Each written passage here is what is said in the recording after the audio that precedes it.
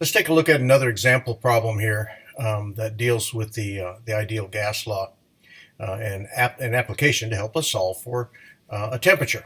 So in this case, we've got a cylinder with a movable piston that contains a gas, and its gas is at a temperature of 27 degrees Celsius.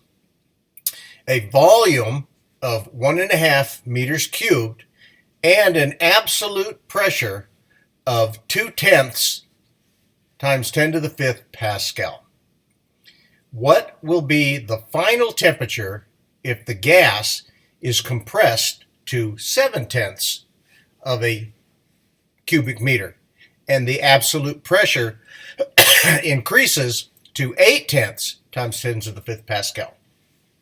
So we start with our relationship for the ideal gas, PV equals nRT, and we are going to say that the value of N is constant and is equal throughout the process. So N2 equals N1. So what we do then is we take our PV and RT, we create our ratio of initial and final over initial, and we start moving our terms around because what we have been asked for here is the final temperature of the gas, okay, if it's compressed to 7/10. And it increases to a pressure of 8/10, okay? So PV/nRT, move the terms around, solve for T2. So T2 ends up then becoming T sub 1 over the ratio of P2 V2 over P1 V1. So again, we need our temperature, one, in Kelvin. So we're going to take our 27 degrees Celsius, we're going to convert it to Kelvin, and then the PV2, PV relationships just become P2 V2 over P1 V1 in a ratio. So we put those in the expression, 8/10, 2/10 times 5, 10 to the 5th Pascal over 7/10, 1.5 meters cubed, and we come up with a temperature in Kelvin of 5.6 degrees Kelvin. The last step then is determining the final temperature. Since it was given to us in degrees Celsius, we'll convert it back to degrees Celsius, and we get 287 degrees Celsius. So, a good example of using the ideal gas law to solve for a temperature after a process. Let's look at another one.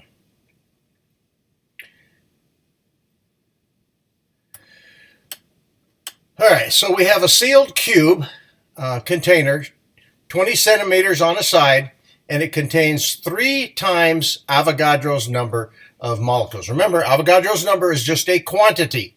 So it contains 3 times of Avogadro's number of molecules at a temperature of 20 degrees Celsius. Find the force exerted by the gas on one of the walls of the container.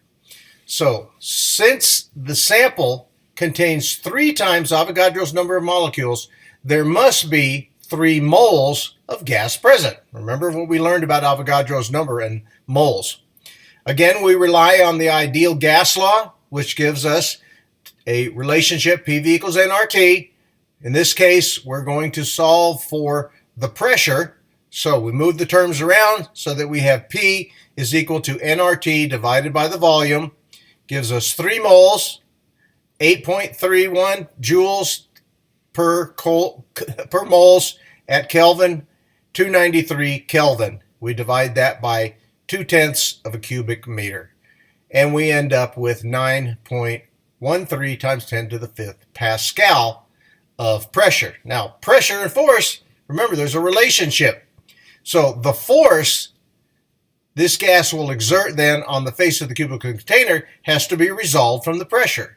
So force equals pressure times the area.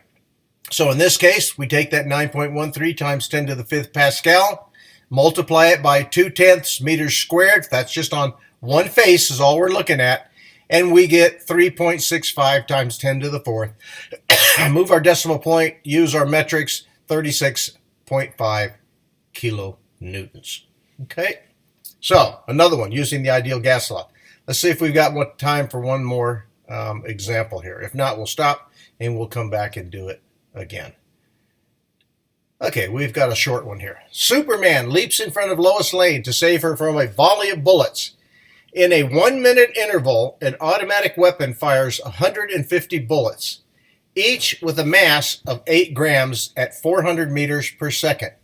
The bullets strike his mighty chest, which has an area of 3/4 of a meter squared. Find the average force exerted on Superman's chest if the bullets bounce back after an elastic head-on collision. So you got to keep these things in mind. Consider a time interval of 1 minute, 60 seconds. Remember, that's our SI unit, 60 seconds, during which 150 bullets bounce off Superman's chest. From the impulse momentum theorem, okay, we're going back again, the magnitude of the average force exerted on Superman is, force average is equal to I divided by the unit of time. So 150 times the change in momentum of the bullets divided by an interval of time gives us 150, the mass times the velocity final, velocity initial, okay? Got to keep track of these things because you're going to be using them to the end. The average force then, once we plug in the rest of our numbers, 150, 8 times 10 to the minus third kilograms, 400 meters per second minus 400 meters per second gives us a value of 16 newtons. Okay, so there is our average force. Last one. Room here? Yep. A swimmer has 0.82 liters of dry air in his lungs when he dives into a lake.